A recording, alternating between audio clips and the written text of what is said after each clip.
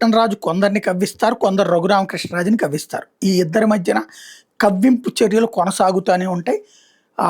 సనాతన ధర్మ పరిరక్షకుడిగా, అట్లాగే హిందుత్వ పరిరక్షణ కోసం ఎస్సీ ఎస్టీల పేరుతో దళిత క్రైస్తవులు నాయకులు చేస్తున్నటువంటి దాష్టీకాల మీద పోరాటం అన్నటువంటిది రఘురామకృష్ణరాజు నైజం. ఆయనని దారికి తేవడం కోసం అదే సందర్భంలో మతం మారినటువంటి దళితులకి రక్షణగా అన్నటువంటి పేరుతో, అలాగే వాళ్ళ రిజర్వేషన్లు తీయడానికి వీల్లేదన్న పేరుతో ఉద్యమాలు చేసేటటువంటి వ్యవహారంలో అటు సునీల్ కుమార, ఇటు జడశ్రవణ, విజయ్ కుమార్ వీళ్ళందరూ చేస్తుంటారు. నిన్న జడశ్రవణ్ కుమార్ ఒక వాదన వినిపించిన దాని మీదన రఘురామకృష్ణరాజు ఈ వ్యాఖ్యలు చేసుకొచ్చారు. అందరికీ నమస్కారం. అదేంటో నిన్న ఇదే సమయానికి కారులో ఉంటే ఆ సునీల్ కుమార్ వాడొక జోకు, ఈరోజు ఇప్పుడు నేను ఎయిర్పోర్ట్కి బయలుదేరితే జడ శ్రావణ్ కుమార్ మాజీ మ్యాజిస్ట్రేటు లిటరల్గా వాడు వెధవేషాలు వేస్తే నీ అంతటి నువ్వు వెళ్ళిపోతావా, నిన్ను సర్వీస్ నుంచి డిస్మిస్ చేయమంటావా అని చెప్పి 2 ఆప్షన్లు ఇస్తే వెళ్ళిపోయిన మ్యాజిస్ట్రేట్ ఈ జడ వివరాలన్నీ అందరికీ తెలుసు, న్యాయ సర్కిల్స్లో చాలామందికి తెలుసు.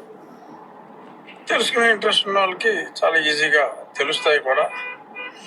ఇప్పుడు ఒక పిలిపిచ్చాడు, నేను తెలుగు వేరే లేవరా అని ఒక సంస్థ పెడితే వీడు దీక్షభూని సాగరా అని ఒక సంస్థ పెట్టాట. ఆ దీక్షభూని సాగరాకి ఒక పిలిపిచ్చాడు. ఏమిటంటే నా మీద రాష్ట్రంలో ఉన్న అన్ని పోలీస్ స్టేషన్లలో ఒక కంప్లైంట్ ఇవ్వాలట. కంప్లైంట్ ఏమి ఇవ్వాలో కూడా ఫార్మెట్ కూడా ఇతడిచ్చాడు. ఆ ఫార్మెట్ ప్రకారం ప్రతి ఊర్లోనూ ఉన్న దళిత క్రైస్తవులు అక్కడ కంప్లైంట్ ఇస్తారట. ఆ ప్రింటెడ్ ఫార్మెట్ రసీదు తీసుకోవాలట. ఆ రసీదు తీసుకున్న తర్వాత ఎఫ్ఐఆర్ రిజిస్టర్ అవ్వకపోతే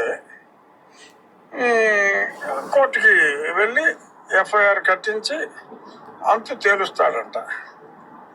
ఏం మాట్లాడేమో, రాజ్యాంగాన్ని గౌరవించమంటే నేరమా? చెప్పింది ఏంటి? అరే ఒక్కసారి క్రైస్తవాన్ని తీసుకుంటే ఈ ఎస్సీ స్టేటస్, ఎస్సీలకు వచ్చే బెనిఫిట్స్ ఉండవు అని మొన్న సుప్రీంకోర్టే చెప్పింది. ఆ రాజ్యాంగంలోనే చెప్పారు.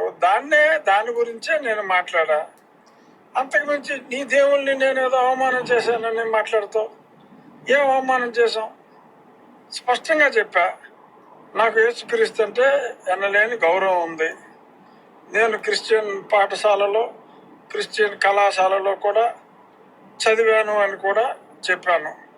మీ దేవుణ్ణి హేళన చేయటం ఏంటి? అంటే నీకు ఆ మతంలోకి వెళ్తే బెనిఫిట్స్ పోతాయిరా అని చెప్తే ఆ మతానికి సంబంధించిన దేవుణ్ణి అవమానించినట్ట.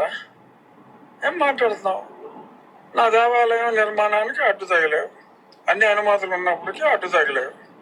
సో అడ్డు తగిలేవు కాబట్టి ఓకే, నీ అనుమతుల రూల్స్ ఏంటో నీకు అర్థమయ్యేలాగా చెప్తానన్నాను.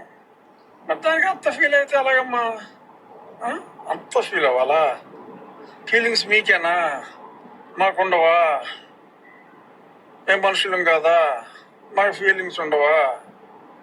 సరే ఏమైనా సరే పెట్టుకో, నీ కంప్లైంట్లు ఇచ్చుకో. రాజ్యాంగబద్ధంగా వ్యవహరిస్తున్నాడు వీడి మీద చర్యలు తీసుకోవాలి అని కంప్లైంట్స్ ఇచ్చుకో. చూద్దాం ఏం జరుగుతుందో చూద్దాం. దీక్షభూని సాగు జడ సాగు. All the best. Thank you. ఇది ఈయన వాళ్ళని కవ్విస్తుంటారు, వాళ్ళు ఈయన కవ్విస్తుంటారు. ఇద్దరు ఒకరినొకరు కవ్వించుకుంటా ప్రచారం పొందుతున్నారా, లేకపోతే నిజంగా ఎవరికైనా ప్రయోజనాలకు పనికొస్తున్నారో ఎవరికి అర్థం కాదు. అది ఒక ఎత్తు. ఇప్పుడు ఈ విషయం మీదనే డీజీపీకి, రాష్ట్ర డీజీపీకి డిప్యూటీ స్పీకర్ హోదాలో లేఖ రాశారు రఘురామకృష్ణరాజు. అట్లాంటి తప్పుడు ఫిర్యాదులకు సంబంధించి వాళ్ళ మీదనే చర్యలు తీసుకోండి, అట్లాంటి తప్పుడు పనులు చేయనీయకుండా చూడండి అన్నటువంటిది.